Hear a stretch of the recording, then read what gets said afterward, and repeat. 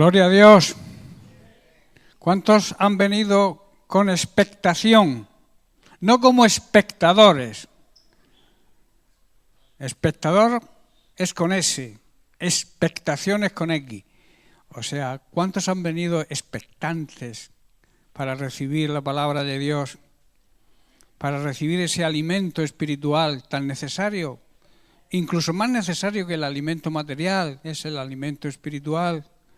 Nuestro espíritu ante los ataques del enemigo, ante los problemas, que estamos atravesando cantidad de problemas en el tiempo que nos ha tocado vivir, tenemos que fortalecer el espíritu. El espíritu tiene que estar fuerte para poder hacer frente a toda esta serie de circunstancias adversas, problemas, incluso, repito, más que nuestro cuerpo físico. El espíritu, sabéis que se alimenta de la palabra de Dios, de recibir la palabra de Dios, pero no solamente de oírla, sino de prestar atención con el fin y el propósito de ponerla por obra. Cuando Dios habla, utiliza muchos medios, utiliza la Biblia cuando la leemos, la estudiamos, también en sueños, en visiones y también a través de los mensajeros que Dios ha puesto para que la traigan. Es el caso de esta mañana. No mirarme a mí como el que habla. Yo siempre le digo al Señor, quítame a mí y ponte tú y habla tú a través de mí, como hablaba a través de Aarón para que Moisés, que era tartamudo, ¿verdad?, pudiera dirigir al pueblo. Así que vamos a seguir estudiando el tema. Hoy quiero terminar hoy ya el tema y empezar la semana que viene con un tema nuevo, el tema de nacidos para vencer. Nosotros, los hijos de Dios, los nacidos de nuevo, aquellos que hemos experimentado el nuevo nacimiento, que hemos entregado nuestra vida a Cristo como nuestro Señor y Salvador personal, nacemos a una nueva vida, pero a una vida de victoria. Somos más que vencedores, o sea, somos invencibles, hermanos. Invencible significa más que vencedor, significa precisamente eso, que nadie nos puede vencer. Incluso el poder de las tinieblas, el dueño y el poder, el que posee las tinieblas, que es el diablo, no puede con nosotros. Aquel que ha entregado su vida a Cristo, aquel que vive en el orden de Dios, el enemigo no tiene ningún poder legal sobre él. Y eso tenemos que saberlo. Y eso tenemos que experimentarlo. El amor hay que experimentarlo para saber las cualidades del amor de Dios, que es un amor infinito, un amor, digamos, que no pide nada a cambio. Nosotros merecíamos la muerte, la condenación eterna. No podíamos hacer nada para nuestra salvación, pero Dios ideó un plan a través de una conversación con el Hijo y guiados por el Espíritu de Dios, y entonces decidieron enviar. Jesús también decidió, el Hijo, venir a esta tierra, hacerse hombre y morir por los pecadores, morir por sus enemigos. Yo suelo decir que uno puede morir por un hijo, por un ser querido, pero dar la vida por alguien que es tu enemigo, eso el mundo, las personas que no conocen a Dios, que ignoran a Dios, no lo entienden. Nosotros lo sabemos, porque Jesús fue crucificado y estando en la cruz pidió al Padre que perdonara a sus enemigos. Esa es la prueba de amor más grande que pueda existir. Y ese amor tiene que estar en nosotros, ese mismo amor. Jesús dijo que os améis unos a otros como yo os he amado. ¿Cómo nos amó Jesús? Entregando su vida por nosotros. Por eso nosotros debemos ayudarnos a entregar, dedicar nuestra vida a servirnos los unos a los otros. La vida cristiana es una vida de servicio. Si no la entiendes así, estás viviendo una religión. La vida cristiana es servir a los demás, servir a Dios en su obra, trabajar en la extensión de su reino y servirnos los unos a los otros. Esos son los sacrificios que le agradan a Dios. Por eso debemos hacer una reflexión en nuestra vida y pensar si realmente estamos viviendo en la victoria que Dios quiere que vivamos o vivimos derrotados, una vida mediocre, quejándonos continuamente. Yo suelo decir también que muchas veces nos quejamos de lo que no tenemos y no valoramos lo que tenemos. Y lo más grande que tenemos como cristianos es la salvación. Lo demás, hoy podrá estar mejor económicamente, mañana peor, pero la salvación es algo que no podemos perder, que tenemos que concluirla, como decía Pablo. He llegado a la meta, me he mantenido fiel hasta el final y me espera el galardón, la vida eterna, que como suelo decir también, debemos empezar a vivir y valorar la vida eterna aquí como un anticipo de la eternidad. Por eso debemos considerar algunas cosas, porque mucha gente pregunta, ¿pero qué significa vivir en victoria? Vivir en victoria es saber primeramente cuál es nuestra nueva identidad. Somos hijos de Dios. Como decíamos en la escuela bíblica, hijo de Dios, mucha gente usa esa frase sin valorar, ni profundizar, ni saber exactamente lo que significa. Ser hijo de Dios es algo muy grande. Ser hijo de Dios es lo más a lo que debe aspirar un ser humano si fuera inteligente. Los necios ignoran a Dios. Por eso conocer a Dios es tener un conocimiento real, una relación personal con Él, para poder saber y experimentar su amor. Por eso, en primer lugar, debemos conocer cuál es nuestra nueva identidad, qué somos y qué tenemos en Cristo. Y lo segundo es que debemos saber, contar con nuestra aprobación, con nuestra seguridad y nuestra aceptación de Cristo y de su salvación, pero no de una manera superficial, sino de lo más profundo de nuestro ser. Y en tercer lugar, necesitamos aprender a trabajar con Él, con Dios, a cooperar con Él. Somos colaboradores de Dios.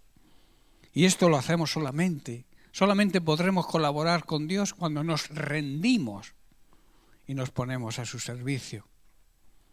Amén. Esto nos va a traer una nueva libertad, la libertad espiritual. También nos va a hacer ser fieles, entender cuál es la fidelidad de Dios y lo que debemos hacer a cambio de esa fidelidad, que es ser fieles nosotros a Él en todo. Y por último, una nueva forma de dar fruto. El fruto que Dios desea, ¿cuál es? Nuestra santificación. Que vivamos en santidad, honrando, respetando, obedeciendo su palabra y habiendo sido transformados. Un nacido de nuevo significa que ha sido transformado en una nueva persona. Si tú dices que eres cristiano, tiene que haber una transformación total y real en tu vida de cómo eras antes. Si dices que has nacido de nuevo, que eres una nueva creación en Cristo, pero se sigue haciendo lo mismo que hacíamos antes, te estás engañando a ti mismo. ¿Estáis comprendiendo, hermanos? ¿Estáis comprendiendo? También se habló de la integridad de un cristiano. Una persona íntegra es una persona recta, honrada, intachable, fiable, que es de fiar, transparente. Aquel que es de fiar es el que no miente, el que no te engaña, que te dice una cosa y ese sí es sí y si es no es no. Es una persona transparente y una persona sincera. Para vivir en victoria, Dios nos llama también a vivir en rectitud. La persona recta no se inclina hacia un lado o hacia otro. Una persona recta es alguien que sigue la línea marcada por la palabra de Dios, una línea recta, y no se balancea según los acontecimientos. Hay personas que cuando les va bien la cosa se cantean hacia un lado y cuando les va mal hacia el otro. Tenemos que mantener la misma línea en tiempos buenos y en tiempos malos, tiempos de bonanza y en tiempos de problemas. La gente debe saber, hermanos, que como creyentes y seguidores y servidores de Cristo cumplimos con la palabra que damos. Eso significa rectitud. Y tenemos el ejemplo de Jesús, que fue humilde, íntegro, recto y siempre andó en obediencia a su Padre. Hablamos de la verdad. La verdad es la conformidad, la coincidencia de lo que decimos con lo que hacemos. Si no, estamos viviendo una falsa. Como hijos de Dios debemos reflejar la vida de Cristo. Y la vida de Cristo es la verdad. Cristo mismo lo dijo, yo soy la verdad, además del camino. Y la vida verdadera es la verdad que caracteriza a Dios. Dios es un Dios de verdad y que personificó Cristo, que jamás salió de su boca una mentira. Como decíamos en la escuela bíblica, la mentira en el mundo es el deporte nacional, se miente en todo, los negocios, la infidelidad en el matrimonio, la mentira, el engaño, y lamentablemente también dentro de la iglesia hay personas que están habituadas a la mentira y no lo pueden evitar. Pero hay algo importante que Pablo dijo, todo lo puedo. Y en ese todo lo puedo también entra el poder dejar de mentir. La Biblia dice que el amor debe hacernos decir siempre la verdad. El amor verdadero, el amor ágape de Dios que debe estar en nuestro corazón, nos debe inclinar siempre a decir la verdad para que en todo nos parezcamos cada vez más a Cristo, que es quien gobierna y es cabeza de la Iglesia. La mentira y el engaño es algo que debe salir de nuestro hábitat, de nuestra forma de vivir. Como buenos cristianos y creyentes, también debemos predicar la verdad, aunque duela. Como verdaderos hijos de Dios tenemos la obligación de predicar la palabra de Dios y debemos predicarla tal y como es, sin adornos, sin añadir ni quitar nada. Y por supuesto de una manera correcta, clara y sobre todo con amor. Amén. En Isaías capítulo 55, versículo 11, Dios por boca del profeta nos dice así, así será mi palabra que sale de mi boca. No volverá a mí vacía, sino que hará lo que yo quiero y será prosperada en aquello para que la envié, para lo que la envié. La palabra de Dios es enviada para que se cumpla el propósito por el cual Dios la envía. Dios siempre envía su palabra con un plan y con un propósito. Tenemos el ejemplo de Jesús, el verbo, la palabra de Dios hecha carne, que fue enviada a la tierra y cumplió su propósito, ¿verdad? El problema es que hoy las iglesias están llenas de personas que ponen en práctica la palabra de Dios, pero a su manera. Se crean su propia religión y eso no vale. Según su forma de pensar, interpretan y actúan sobre la palabra de Dios y no a la manera de Cristo, no como Cristo la enseña. En Mateo capítulo 3 vemos a Juan el Bautista preparando el camino para la venida de Jesucristo y predicando sin poner paños calientes y de una forma clara. Versículo 1. En aquellos días vino Juan el Bautista predicando en el desierto de Judea. Verso 2, y diciendo claramente, directamente, sin rodeo, arrepentíos, porque el reino de los cielos se ha acercado. Y en el verso 7 dice, al ver que muchos de los fariseos y los saduceos venían a su bautismo, al bautismo de Juan, para ellos era un acto ritual, pero no había arrepentimiento. Y entonces Juan les decía, generación de víboras. Si dijera yo eso ahora. ¿Quién os enseñó a huir de la ira venidera? Y el verso 8 dice, esto es lo que tenéis que hacer. Haced frutos dignos de arrepentimiento. Que se note que realmente estáis arrepentidos, que no sois hipócritas. Que os habéis arrepentido de verdad. Dejaos de liturgias, de actos externos y demostrad que realmente estáis arrepentidos. Eso es lo que le estaba diciendo Juan el Bautista y yo creo que es de aplicación para muchos hoy. Y en Marcos capítulo 6, verso 18, vemos de la manera que le hablaba a Herodes, nada menos que al rey. Dice, no te es lícito tener la mujer de tu hermano. Así de claro se lo decía. Tú imaginaos que tú llegas al rey que está viviendo en adulterio y le dices eso en su cara, a la máxima autoridad del país. Hoy se necesitan, hermanos, personas que prediquen como Juan el Bautista. Los falsos, los asalariados, como lo llama la Biblia, por miedo a la persecución, por miedo a la crítica o quizá por miedo a perder su posición y su paga, predican lo que agrada al oyente y no lo que necesitan que se les predique.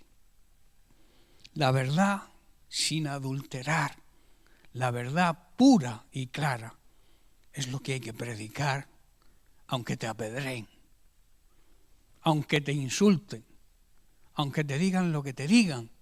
Cuando tú prediques la verdad clara y pura, estás cumpliendo el ministerio que Dios te ha encargado.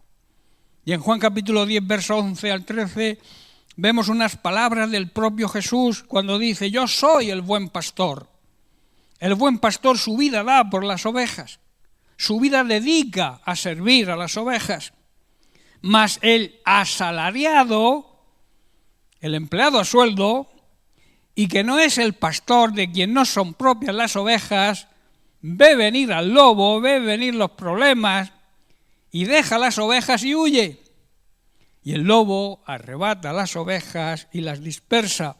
Verso 13, así que el asalariado huye, porque es asalariado, es un empleado a sueldo y no le importan las ovejas. Lo que le importa es su paga.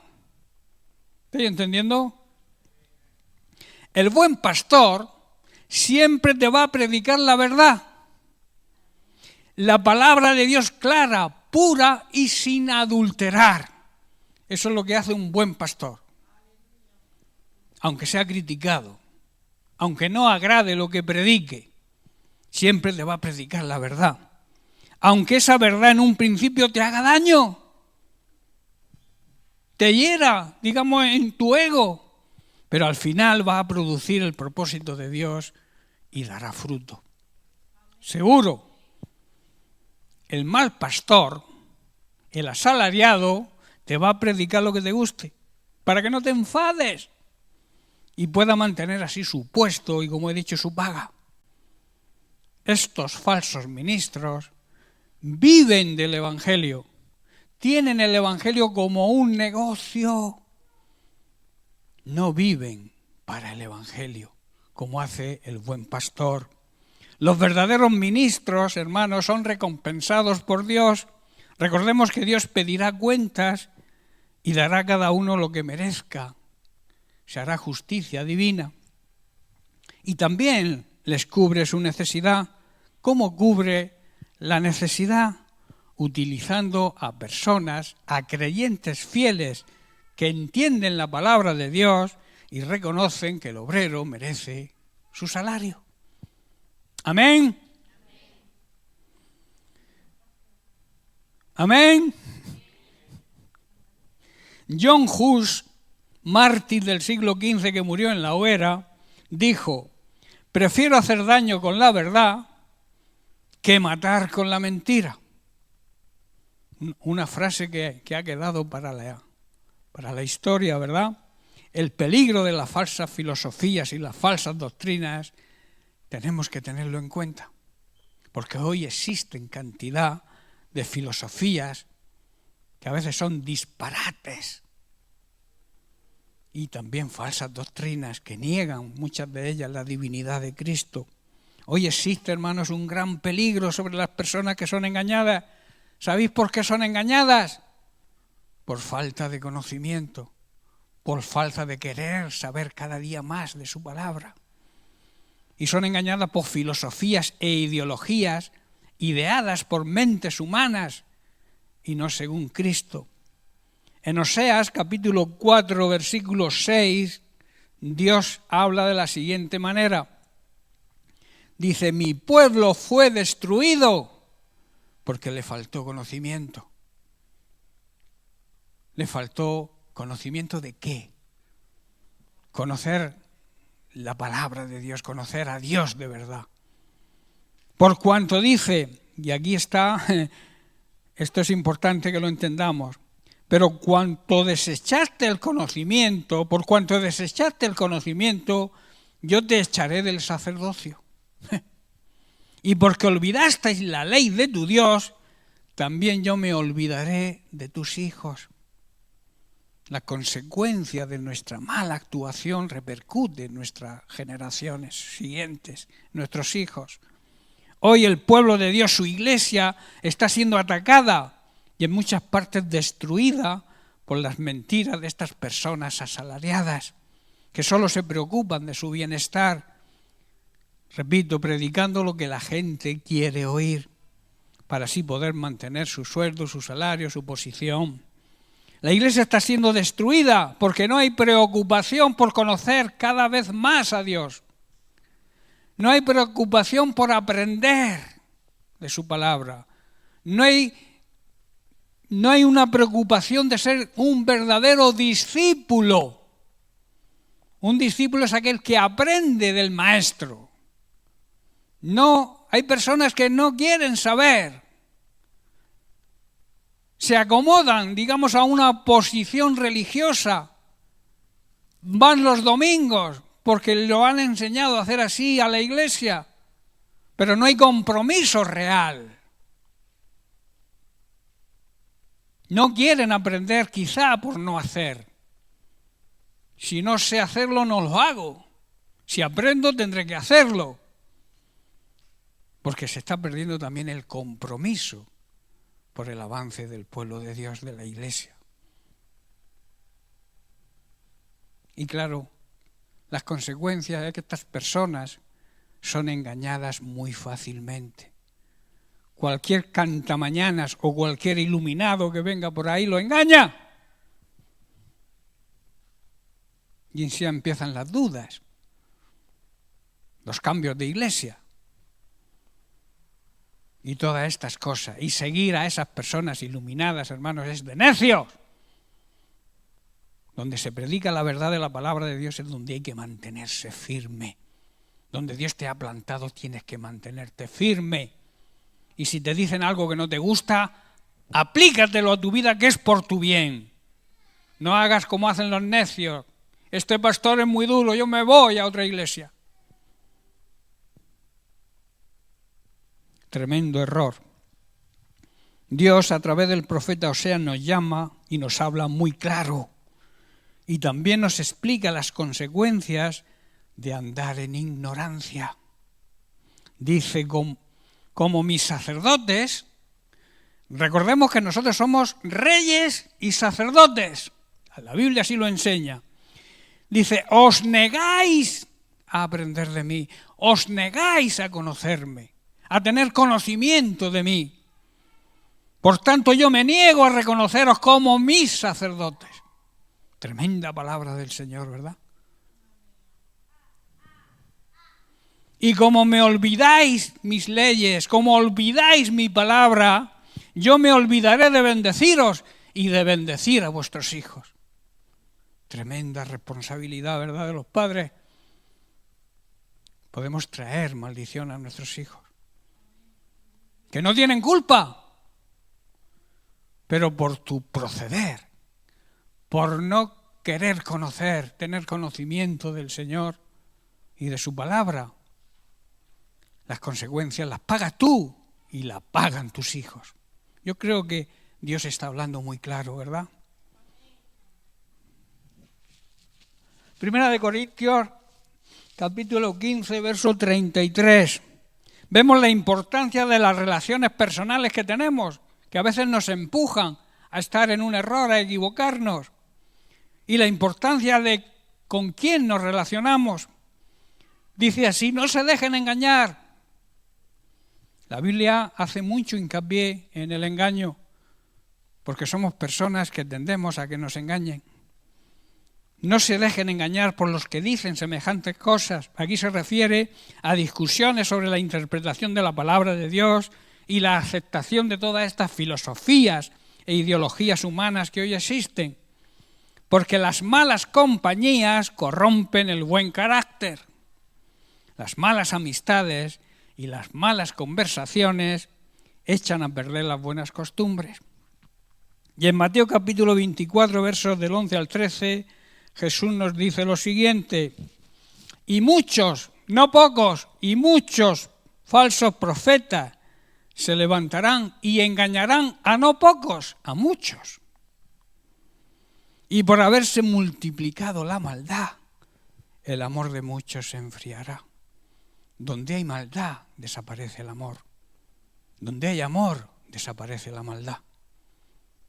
Por eso debemos fomentar el amor verdadero, no el amor interesado, ese dura poco. El amor verdadero, que dura eternamente, el amor de Dios. Y dice el verso 13, más el que aguante, el que persevere hasta el fin, el que se mantenga firme y fiel en la verdad, este será salvo. La verdadera intención del Maestro, hermanos, es que sus discípulos, la Biblia, el gran mandamiento de Jesús fue a sus discípulos ir y hacer creyentes, ¿no? Discípulos. Y el discípulo tiene que tener deseo siempre de aprender. Por eso dice, id y hacer discípulos, personas que se interesen en aprender. Y es que el Maestro con esto, su intención es que seamos seguidores, personas sinceras y que estemos dispuestas a aprender de Él y a practicar lo que se aprende. De esta manera sus discípulos seremos personas que lleven una vida justa, personas honradas, moralmente rectas, siendo ejemplo para nuestra sociedad, que cada vez se salta mucho de los principios de ética y moral que nos enseñaron nuestros antepasados. Hoy se está perdiendo todo. No hay moral, no hay ética. Solamente sé feliz y no te preocupes del daño que haces para hacerlo, para ser feliz. Don't worry, be happy. Para el que entienda inglés, no te preocupes, sé feliz. Jesús siempre llama a sus discípulos y nos llama hoy a nosotros a imitarlo, a ser como Él, a seguirle. Dice, llevad mi yugo sobre vosotros y aprended de mí, que soy manso y humilde de verdad, de corazón. Estas son cualidades del carácter de Cristo, que tienen que ser cualidades de nosotros también. Y entonces dice, la consecuencia, hallaréis descanso para vuestras almas. Ese descanso que hoy es tan necesario, esa paz interior que necesitamos. Los fariseos de la época de Jesús se habían hecho religiosos al convertir la ley mosaica en una serie de normas y reglas totalmente inútiles. Por eso debemos vivir unidos a Cristo hoy, convivir con su palabra, que su palabra reine en nuestros hogares, y así aprenderemos de Él a actuar con mansedumbre, con dominio propio, y también a ser humildes, a reconocer nuestras carencias y nuestra dependencia de Dios. La religión en contra de lo que muchos creen no nos acerca a Dios, sino todo lo contrario, nos aleja cada vez más de Él. Y para muchos esto representa una seria carga. La religión siempre son cargas, normas, preceptos que el hombre crea para salvarse. Y Dios lo hizo sumamente fácil, creer en Jesucristo y ya está. Confesar a Jesucristo como Señor y Salvador personal y que obtiene la salvación. La religión te va a marcar una serie de normas, preceptos como la ley mosaica que hemos leído, que los religiosos de la época, los fariseos, tenían. Habían hecho una serie de normas, cantidad de normas, totalmente inútiles para Dios. Estas cargas pesadas que habla Jesús cuando dice, vengan a mí todos los que estéis cargados y lleven cargas pesadas, Mateo 11, 28, y yo les daré descanso. Estas cargas pesadas también hablan de religión, idea y plan de los hombres para la salvación. Jesucristo nos quiere enseñar, a través de su palabra, cómo debemos vivir hoy la vida cristiana auténtica. No una religión, Dios no quiere religiosos, sino una relación de calidad y de intimidad con Él, que haga que estemos cerca de Él y aprendamos de Él, y así empecemos a disfrutar de un anticipo de la vida eterna aquí en esta tierra. Religión no, intimidad con Dios sí. Esto es realmente lo que Dios desea, que seamos discípulos y no personas atadas y cargadas con el peso de una determinada religión o de filosofías e ideologías humanas ideadas por ciertas personas que yo llamo personas iluminadas, que solo desean incrementar sus ganancias, que engañan al transmitir ideas que gusta oír, repito, y que no compromete a hacer nada.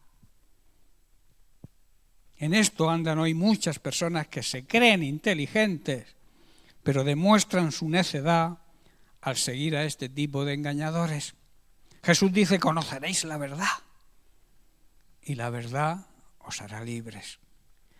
Le conoceremos a Él, y Él, que es la verdad, nos hará libres, incluso de la religión y de todas estas falsas filosofías ideadas por la mente de ciertas personas que solo pretenden engañar para conseguir su propósito.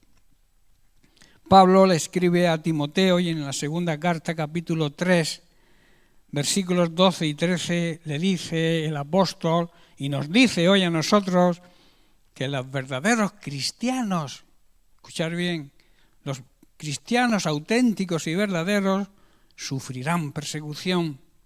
Si eres perseguido es porque eres verdadero. Si con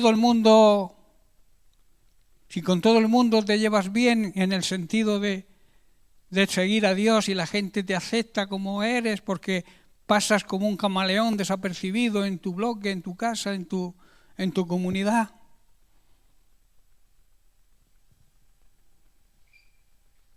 Si eres verdadero vas a sufrir persecución. Y también nos habla de cuál será el final de este tipo de personas y de sus seguidores. Dice el versículo 12, todos los que quieran vivir piadosamente en Cristo padecerán persecución. Mas los malos hombres y los engañadores irán de mal en peor, engañando, pero al final siendo engañados. Este es el final de este tipo de personas. Los verdaderos creyentes sabemos bien que todo el que desee vivir obedeciendo a Cristo será maltratado, insultado y será perseguido. Pero los malvados, los engañadores y sus seguidores irán de mal en peor y engañarán a unos, pero ellos también serán engañados por otros. Este será su final. Ya estoy terminando. Dios quiere que vivamos este tipo de libertad, que no es libertinaje, no es hacer lo que queramos. Esa libertad que nos ofrece Cristo, la verdad. Y así podremos ser sus verdaderos discípulos y agradarle en todo. Y andaremos en la verdad y alejados de la mentira. Quiero hacer que, como he dicho, hoy quería terminar este tema, quiero hacer una conclusión y un resumen final. Así que los músicos podéis prepararos porque ya estoy terminando. Para vivir en victoria debemos reflexionar sobre nuestra vida. ¿Vivimos en victoria? ¿Qué significa vivir en victoria? Vivir en victoria, en resumen, significa conocer a Cristo, conocer nuestra identidad en Él, contar con Cristo, nuestra aprobación profunda de quién es Él y lo que significa lo que Él ganó para nosotros, la salvación, y rendirse a Cristo, ser siervos, esclavos de Él. Para eso tenemos que destronar el pecado de nuestra vida, dejar que el pecado esté sentado en el trono de nuestra vida y entronar a Cristo, sentar a Cristo en el trono, vivir en santidad. Si no hay santidad no hay victoria, hay derrota. si no vivimos en santidad, transformados, andaremos en derrota. Ser íntegros y rectos, siguiendo a Cristo como ejemplo, huir del peligro de las falsas enseñanzas, doctrinas, filosofías e ideologías humanas, que muchas veces son grandes disparates, barbaridades. Y eso sí, cuando nos despertemos cada mañana, reconozcamos su señorío en nuestra vida. Reconozcamos que la palabra de Dios es la verdad. Cuando nosotros empecemos a poner en práctica estas tres cosas, conocer a Cristo, identificarnos con Él, contar con Cristo, una aprobación profunda en nuestro ser y rendirnos a Cristo, destronando el pecado y entronándolo a Él y viviendo en santidad, entonces Dios comenzará a vivir su vida a través nuestro y comenzaremos a vivir en victoria. Y entonces, y solo entonces, nuestra voluntad será su voluntad. Querremos lo que Él quiere, desearemos lo que Él desea, amaremos lo que Él ama, viviremos en la santidad que Él nos exige y seremos personas íntegras y rectas. La vida de Dios será reflejada en nosotros y las personas incrédulas lo verán a Jesucristo en nosotros. Por eso debemos comenzar ya a entender todo esto, pero no solamente entenderlo, sino a aplicarlo, ponerlo en práctica y así poder vivir una vida de victoria, la cual Dios desea que vivamos. Es su deseo que vivamos en victoria, que vivamos en esa vida abundante y plena que Cristo nos promete. Yo he venido para daros vida y vida abundante. El enemigo ha venido a todo lo contrario. El plan del enemigo es otro, destruirnos, destruir nuestra vida espiritual, destruir nuestra vida física también, destruir nuestra familia, nuestro hogar. Ese es el plan del diablo, del enemigo. Pero Jesús vino a darnos vida, vida auténtica, vida verdadera. Así que empieza a vivir esa vida ya y empieza a vivir en la victoria que Dios quiere que vivas. Dejemos de vivir en derrota y apliquemos todos estos principios y consejos y empecemos a vivir en esa victoria, en esa vida plena y abundante. Nosotros, y termino, los creyentes hemos nacido para vivir en victoria. Amén. Bien, pues que Dios les bendiga.